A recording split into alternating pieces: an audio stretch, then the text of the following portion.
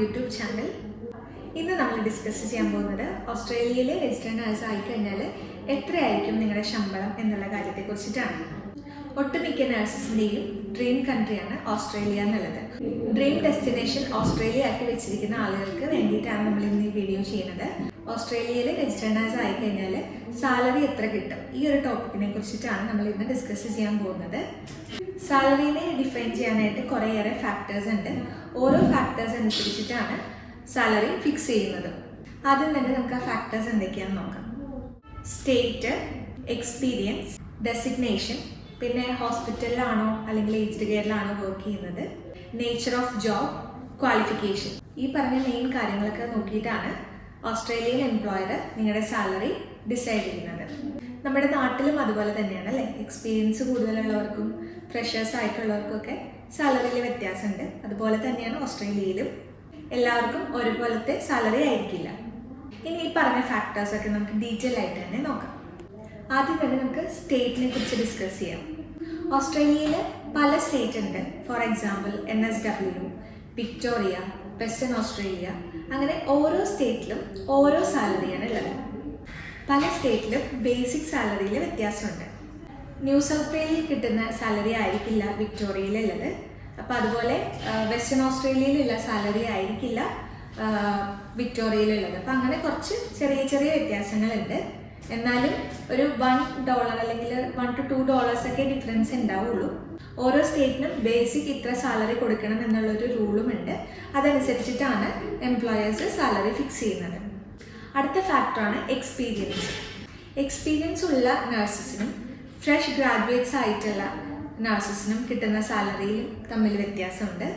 Year 1 experience ഉള്ള ഒരു നഴ്സിന് കിട്ടുന്ന സാലറി ആയിരിക്കില്ല ഇയർ 5 നഴ്സിന് കിട്ടുന്നത്. ഓരോ ഗ്രേഡ് അനുസരിച്ചിട്ട് സാലറിയിൽ വ്യത്യാസം ഉണ്ടാവും. നമ്മുടെ നാട്ടിലുള്ള നഴ്സസ് ആണെന്നുണ്ടെങ്കിൽ അവർ നാട്ടിൽ വർക്ക് ചെയ്തപ്പോഴുള്ള എക്സ്പീരിയൻസ്, അതല്ലാന്നുണ്ടെങ്കിൽ അവരിപ്പോൾ പുറത്തുള്ള കൺട്രിയിൽ വർക്ക് ചെയ്ത സമയത്തുള്ള എക്സ്പീരിയൻസ് ഒക്കെ ഓസ്ട്രേലിയൻ എംപ്ലോയർ കൗണ്ട് ചെയ്യുമെന്ന് ചോദിക്കാറുണ്ട്. ഒട്ടുമിക്ക എംപ്ലോയേഴ്സും അത് കൗണ്ട് ചെയ്യാറുണ്ട്. ചില കേസിൽ എന്താ ചെയ്യാന്ന് വെച്ചാൽ ഇവർ ഓസ്ട്രേലിയക്ക് ഇപ്പം വർക്ക് കിട്ടി അല്ലെങ്കിൽ വർക്ക് വിസ കിട്ടി വന്നതിന് ശേഷം ഒരു 3 മാസം കഴിഞ്ഞിട്ടായിരിക്കും അവരുടെ ആ ഒരു പ്രീവിയസ് എക്സ്പീരിയൻസ് കൗണ്ട് ചെയ്തിട്ട് റിവൈസ് ചെയ്ത സാലറി കൊടുക്കുന്നത്. എല്ലാവരും ഓൾമോസ്റ്റ് ഒരു 98% എംപ്ലോയേഴ്സും അവരുടെ പ്രീവിയസ് എക്സ്പീരിയൻസ് കൗണ്ട് ചെയ്യാറ് തന്നെയാണ് പതിവ്. രജിസ്റ്റേർഡ് നഴ്സ് അല്ലാതെ തന്നെ പല ഡെസിഗ്നേഷനും ഈ ഒരു നഴ്സിൻ്റെ കാറ്റഗറിയിൽ വരുന്നുണ്ട്. Clinical nurse, unit manager, nurse educator, nurse practitioner. ഇതിൽ ഏറ്റവും ഹയസ്റ്റ് പോസ്റ്റാണ് നഴ്സ് പ്രാക്ടീഷണർ എന്ന് പറയുന്നത്. അപ്പോൾ ഒരു രജിസ്റ്റേർഡ് നഴ്സിൻ്റെ സാലറിയും നഴ്സ് പ്രാക്ടീഷണറിൻ്റെ സാലറിയും തമ്മിൽ വലിയ ഡിഫറൻസ് ആണ് ഉണ്ടാവുന്നത്. നഴ്സിംഗ് എഡ്യൂക്കേറ്ററിന് ഉണ്ടാവുന്ന ഒരു സാലറി ആയിരിക്കില്ല രജിസ്റ്റേർഡ് നഴ്സിന് കിട്ടുന്ന സാലറി. അങ്ങനെ ഡെസിഗ്നേഷൻ അനുസരിച്ചിട്ടും നമ്മുടെ സാലറിയിൽ വ്യത്യാസം ഉണ്ടാവും. ഇത് നാട്ടിലും അങ്ങനെ തന്നെയാണ് അല്ലേ. നിങ്ങൾക്ക് ചിലപ്പോൾ സൂപ്പർവൈസേഴ്സ് ഉണ്ടാവും നാട്ടിൽ. അപ്പോൾ അവരുടെ സാലറി ആയിരിക്കില്ല സാധാരണ ഒരു സ്റ്റാഫ് നഴ്സായിട്ട് വർക്ക് ചെയ്യുന്ന ആളുകളുടെ. ആ ഒരു വ്യത്യാസം ഓസ്ട്രേലിയയിലും ഉണ്ട്. ഇപ്പോൾ നമ്മൾ നേരത്തെ പറഞ്ഞ ഡെസിഗ്നേഷനൊക്കെ ഉണ്ടല്ലോ, ക്ലിനിക്കൽ നഴ്സ്, യൂണിറ്റ് മാനേജറൊക്കെ. അതൊക്കെ അത്യാവശ്യം ഓസ്ട്രേലിയൻ എക്സ്പീരിയൻസ് ഉള്ള നഴ്സസിന് കിട്ടുന്ന ഡെസിഗ്നേഷനാണ്. നല്ല സാലറിയും ഇവർക്ക് ഏൺ ചെയ്യാനായിട്ട് സാധിക്കും. അടുത്ത പോയിന്റാണ് ഹോസ്പിറ്റൽ ടൈപ്പ്. അതായത് ഹോസ്പിറ്റൽ എന്ന് പറയുമ്പോൾ പ്രൈവറ്റ് ഹോസ്പിറ്റലുണ്ട്, പബ്ലിക് ഹോസ്പിറ്റലുണ്ട്. പിന്നെ ഇത് കൂടാതെ ഏജ്ഡ് കെയർ സെറ്റപ്പിൽ വർക്ക് ചെയ്യുന്ന ആളുകളുണ്ട്, ക്ലിനിക്സിൽ വർക്ക് ചെയ്യുന്നവരുണ്ട്. ഓസ്ട്രേലിയയിൽ പബ്ലിക് ആൻഡ് പ്രൈവറ്റ് ഹോസ്പിറ്റൽ ഉണ്ട് എന്ന് പറഞ്ഞല്ലോ. അപ്പോൾ അവിടെ ചെറിയ വ്യത്യാസങ്ങളായിരിക്കും സാലറിയിൽ വരുന്നത്. $1-2 ഒക്കെ വ്യത്യാസം ഉണ്ടാവുള്ളൂ പ്രൈവറ്റിലാണെങ്കിലും പബ്ലിക്കിലാണെങ്കിലും. ചെറിയൊരു ശതമാനം നോക്കുകയാണെന്നുണ്ടെങ്കിൽ പബ്ലിക് ഹോസ്പിറ്റലിലാണ് കൂടുതലായിട്ട് വരുന്നത്. പക്ഷേ ചില പ്രൈവറ്റ് ഹോസ്പിറ്റൽസ് അവരുടെ പ്രൊമോഷൻ്റെ അല്ലാന്നുണ്ടെങ്കിൽ അട്രാക്റ്റ് ചെയ്യുന്നതിൻ്റെ ഭാഗമായിട്ട് അത്യാവശ്യം നല്ല സാലറി പാക്കേജ് കൊടുക്കുന്ന പ്രൈവറ്റ് ഹോസ്പിറ്റൽസും ഉണ്ട്. ഇതൊന്നും കൂടാതെയുള്ള ഒരു കാറ്റഗറിയാണ് ഏജ്ഡ് കെയർ. ഏജ്ഡ് കെയർ എല്ലാവർക്കും അറിയായിരിക്കുമല്ലോ എന്താണെന്നുള്ളത്. ഒരിടയ്ക്ക് ഏജ്ഡ് കെയറിൽ വർക്ക് ചെയ്യാനായിട്ട് എല്ലാവർക്കും ഒരു മടിയായിരുന്നു. ഹോസ്പിറ്റൽ സെറ്റപ്പിൽ തന്നെ വർക്ക് ചെയ്യാൻ നോക്കുന്ന ആളുകളായിരുന്നു ഭൂരിഭാഗവും. പക്ഷെ ഇപ്പം അങ്ങനെയല്ല. ഏജ്ഡ് കെയർ ഒക്കെ അത്യാവശ്യം നല്ല രീതിയിൽ സാലറി പാക്കേജ് കൊടുക്കാൻ തുടങ്ങി. നമ്മുടെ തന്നെ കാൻഡിഡേറ്റ്സൊക്കെ ഉള്ളതിൽ ഹയസ്റ്റ്, ഹോസ്പിറ്റലിനെക്കാട്ടിലും ഉള്ളതിൽ ഹയസ്റ്റ് എമൗണ്ട് സാലറി ആയിട്ട് ഓസ്ട്രേലിയയിൽ പോയിട്ടുണ്ട് ഏജ്ഡ് കെയറിൽ. അപ്പോൾ സാലറിയുടെ കാര്യത്തിൽ ഇപ്പോൾ ഏജ്ഡ് കെയറും ഒട്ടും പിന്നിലല്ല. അത്യാവശ്യം നല്ല പാക്കേജായിട്ട് തന്നെ അവരും കൊടുക്കുന്നുണ്ട്. ചെറിയ ചെറിയ വേരിയേഷൻ ഇപ്പോൾ പബ്ലിക് ഹോസ്പിറ്റലാണെങ്കിലും പ്രൈവറ്റ് ഹോസ്പിറ്റലിലാണെങ്കിലും വരുന്നുണ്ട്. ഓരോ സ്റ്റേറ്റിൻ്റെയും മിനിമം വേജസ് വെച്ചിട്ട് എല്ലാ ഹോസ്പിറ്റൽസും ഏജ്ഡ് കെയറും ഒക്കെ അവർക്ക് പറ്റുന്ന രീതിയിലുള്ള വേജസ് അല്ലെങ്കിൽ സാലറി തന്നെയാണ് നഴ്സസിന് കൊടുക്കുന്നത്. അടുത്തത് നേച്ചർ ഓഫ് വർക്കാണ്. നേച്ചർ ഓഫ് വർക്കിൽ വരുന്നത് പെർമനൻറ്റ് ഫുൾ ടൈം വരുന്നുണ്ട്, പെർമനൻറ്റ് പാർട്ട് ടൈം ജോബ് വരുന്നുണ്ട്, കാഷ്വൽ വർക്ക് വരുന്നുണ്ട്, പിന്നെ ഏജൻസി വർക്ക് വരുന്നുണ്ട്, ഷിഫ്റ്റ് വർക്കും വരുന്നുണ്ട്. ഇതിനകത്ത് പെർമനൻറ്റ് ഫുൾ ടൈം എന്ന് പറയുമ്പോൾ ഇപ്പോൾ ഒരു ഫാമിലി അവർ ഓസ്ട്രേലിയയിലേക്ക് മൈഗ്രേറ്റ് ചെയ്ത് ഹസ്ബൻഡ് ആൻഡ് വൈഫ് രണ്ടുപേരും നഴ്സാണെന്ന് വിചാരിക്കുക. അതിൽ ഒരാൾ പെർമനൻറ്റ് ഫുൾ ടൈം വർക്ക് ചെയ്യുന്നവരുണ്ടാവാം, വേറെ ഒരാൾ പാർട്ട്ണർ പെർമനൻറ്റ് പാർട്ട് ടൈം ചെയ്യുന്നവരും ഉണ്ടാവാം. അവരുടെ ജോബ് പെർമനൻറ്റ് തന്നെയാണ്, പക്ഷേ വർക്കിംഗ് അവേഴ്സിൽ വ്യത്യാസം ഉണ്ടാവും. പെർമനൻറ്റ് ഫുൾ ടൈം എന്ന് പറയുമ്പോൾ 38 അവേഴ്സൊക്കെയാണ് അവർക്ക് വീക്ക്ലി വർക്ക് ചെയ്യേണ്ടി വരുന്നത്. സാലറി ഒരു 40 to 45 ഓസ്ട്രേലിയൻ ഡോളറാണെന്ന് വയ്ക്കുക. അപ്പോൾ വീക്ക്ലി അവർക്ക് 38 അവേഴ്സ് ഉണ്ടാവും. ഫോർട്ട്നൈറ്റിലേക്കാണ് മിക്ക സ്ഥലങ്ങളിലും സാലറി പ്രൊവൈഡ് ചെയ്യുന്നത്. ഇത് ഫിക്സ്ഡ് ആയിരിക്കും, അതായത് ആ ഒരു ഹോസ്പിറ്റലിൽ ഈ ഒരു എംപ്ലോയി വർക്ക് ചെയ്യുന്നത് പെർമനൻറ്റ് ഫുൾ ടൈം ആയിട്ട് തന്നെയാണ്. ചിലപ്പോൾ Monday to Friday morning to evening ഒക്കെ ആയിരിക്കും, 8 hour ഷിഫ്റ്റാണ് വരിക. അപ്പോൾ ആ ഒരു രീതിയിലാണ് ഈ പെർമനൻറ്റ് ഫുൾ ടൈമിൻ്റെ വർക്ക് വരുന്നത്. അതനുസരിച്ച് സാലറിയിൽ ചെറിയ വേരിയേഷൻ ഉണ്ടാവും. പിന്നെയുള്ളത് പെർമനൻറ്റ് പാർട്ട് ടൈം. ഞാൻ പറഞ്ഞല്ലോ, ഹസ്ബൻഡ് ആൻഡ് വൈഫ് വർക്ക് ചെയ്യുന്ന കേസിലാണെങ്കിൽ അവർക്ക് ചിലപ്പോൾ കിഡ്സ് ഉണ്ടാവും. അപ്പോൾ ആ കിഡ്സിനെ നോക്കുന്ന കാര്യങ്ങൾക്കൊക്കെ വേണ്ടിയിട്ട് ഒരാൾ പെർമനൻറ്റ് പാർട്ട് ടൈമായിട്ട് വർക്ക് ചെയ്യുന്നവരുണ്ടാവാം. മറ്റേ ആൾ ജോലിക്ക് പോയി തിരിച്ച് വന്നതിന് ശേഷം പെർമനൻറ്റ് പാർട്ട് ടൈം ജോബ് ചെയ്യുന്ന നഴ്സസും ഉണ്ട്. അവരുടെ സാലറി ചെറിയ ഒരു തോതിൽ കുറച്ച് കൂടുതലായിരിക്കും, $1 വല്ലതും പെർമനൻറ്റ് ഫുൾ ടൈമിനെക്കാട്ടിൽ കൂടുതലായിരിക്കും. പക്ഷേ വർക്കിംഗ് അവേഴ്സ് കുറവായിരിക്കും. മറ്റവർ 38 അവേഴ്സൊക്കെ വീക്ക്ലി വർക്ക് ചെയ്യുന്നതിന് പകരം ഇവരൊരു 18 അവേഴ്സ് അല്ലെങ്കിൽ 20 അവേഴ്സൊക്കെയാണ് ഏകദേശം വർക്ക് ചെയ്യുക.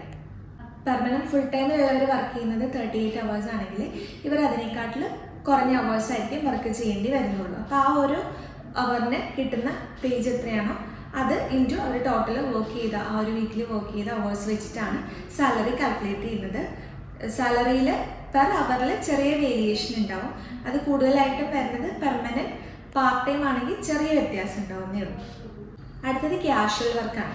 ക്യാഷ്വൽ വർക്ക് എന്ന് പറയുമ്പോൾ ഇതിനകത്തൊരു ഫിക്സ്ഡ് ആയിട്ട് ഇത്ര അവേഴ്സ് വർക്ക് ചെയ്യണം എന്നുള്ളൊരു ഇത് ഉണ്ടാവില്ല. ഇറഗുലർ വർക്കിംഗ് അവേഴ്സ് ആയിരിക്കും.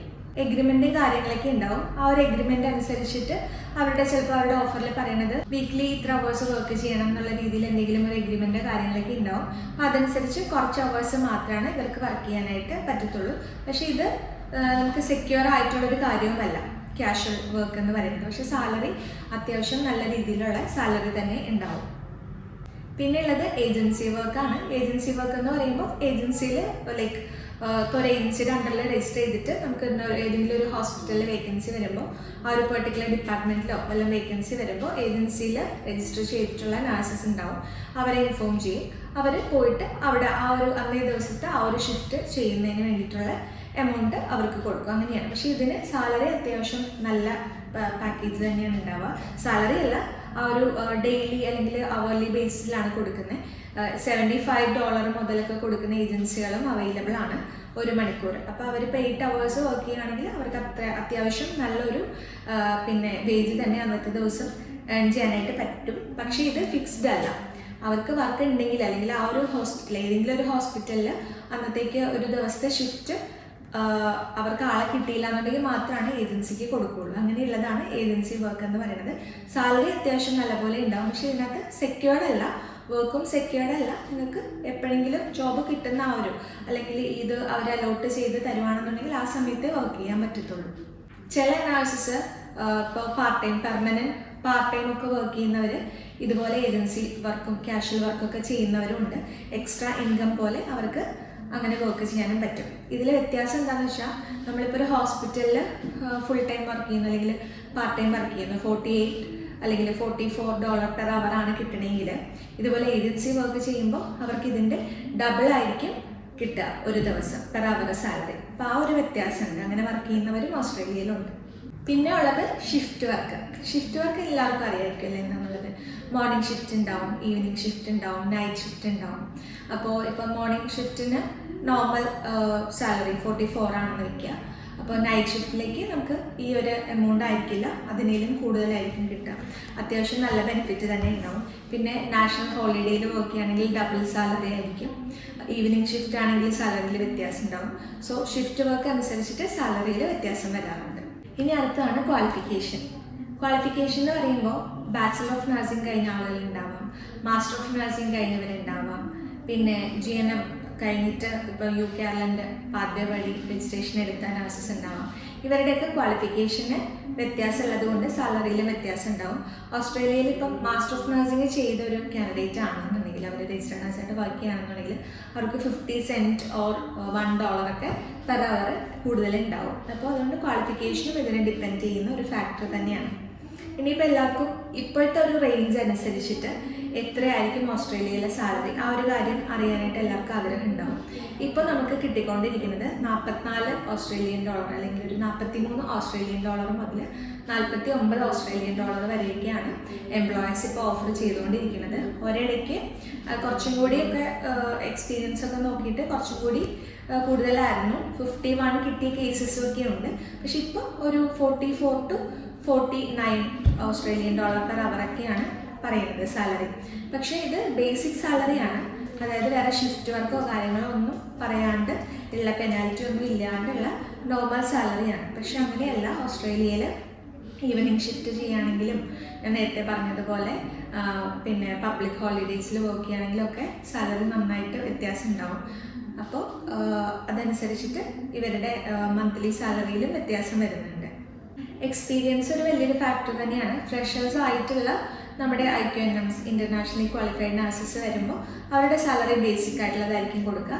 അത് ആ ഒരു സ്റ്റേറ്റിൽ, ഏത് പെർട്ടിക്കുലർ സ്റ്റേറ്റിലാണോ നിങ്ങൾക്ക് ഓഫർ കിട്ടിയിട്ടുള്ളത്, ആ ഒരു ഹോസ്പിറ്റൽ ഏത് സ്റ്റേറ്റിലാണോ ലൊക്കേറ്റ് ചെയ്യുന്നതെന്നനുസരിച്ചിട്ട് അവർ ആ ഒരു ബേസിക് സാലറി ഒക്കെ ഏകദേശം ആ ഒരു സാലറിയോ അല്ലെങ്കിൽ അതിനോ കൂടെ ഒരു $1 അഡീഷനൊക്കെ ആയിരിക്കും കിട്ടുക. പല സ്റ്റേറ്റിലും വ്യത്യാസമുണ്ട്. ഇപ്പോൾ ഓസ്ട്രേലിയയിൽ തന്നെ പഠിച്ചിറങ്ങുന്ന ഗ്രാജുവേറ്റ് നേഴ്സ് ഉണ്ട്, അവർക്കും നമ്മുടെ ഫ്രഷേഴ്സ് ആയിട്ടുള്ള ആളുകൾക്കും ഒക്കെ ഓൾമോസ്റ്റ് സിമിലർ ആയിട്ടുള്ള സാലറി ആയിരിക്കും കിട്ടുന്നത്. കാരണം അതിൽ കുറയ്ക്കാനായിട്ട് പറ്റില്ല. ബേസിക് ഒരു ഫിക്സ് ചെയ്ത് വെച്ചിട്ടുണ്ട് ഓരോ സ്റ്റേറ്റും. അതിൽ കുറവ് കൊടുത്തു കഴിഞ്ഞാൽ അത് അക്സെപ്റ്റബിൾ അല്ല, എംപ്ലോയീസിന് തന്നെ പ്രശ്നം വരുന്നതുകൊണ്ട് ആ ഒരു സാലറിയാണ് കൊടുത്തുകൊണ്ടിരിക്കുന്നത്. എക്സ്പീരിയൻസ് ഉള്ളവരാണെങ്കിൽ അവർക്ക് ഒരു 9-10 വർഷം എക്സ്പീരിയൻസ് ഉള്ള നഴ്സസാണ് നമ്മൾക്ക് പ്രോസസ്സ് ചെയ്തുകൊണ്ടിരിക്കുന്ന കൂടുതൽ ആളുകൾ. അപ്പോൾ അവർക്ക് ഒരു 44 to 49 ഓസ്ട്രേലിയൻ ഡോളറാണ് ഇപ്പം സാലറി റേഞ്ച് കിട്ടിക്കൊണ്ടിരിക്കുന്നത്. എംപ്ലോയേഴ്സ് തന്നെയാണ് സാലറി ഡിസൈഡ് ചെയ്യുക. നിങ്ങൾ ഇൻ്റർവ്യൂ അറ്റൻഡ് ചെയ്യുമ്പോൾ നിങ്ങളുടെ പെർഫോമൻസ് എങ്ങനെയാണ് എന്നൊക്കെ നോക്കിയിട്ടൊക്കെയാണ് അവർ ഓഫറിൽ സാലറി മെൻഷൻ ചെയ്യുക.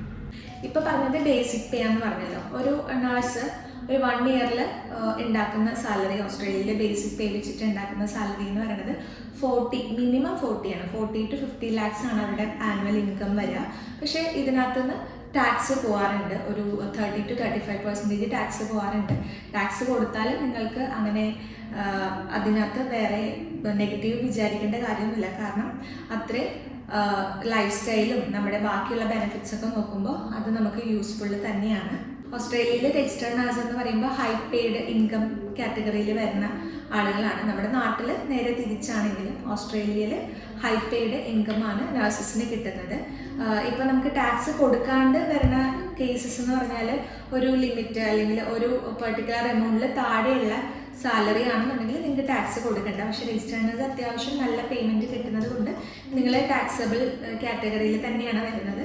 ഒരു ആവറേജ് 30% ഒക്കെയാണ് ടാക്സ് പോയിക്കൊണ്ടിരിക്കുന്നത്. ഷിഫ്റ്റ് വർക്കും ബാക്കി കാര്യങ്ങളൊക്കെ നോക്കുമ്പോൾ അഡീഷണലി നമുക്ക് പിന്നെ ഇൻകം കൂടുതൽ തന്നെയാണുള്ളത്. മിനിമം ആണ് ഒരു 40 to 50 lakhs പറഞ്ഞത്.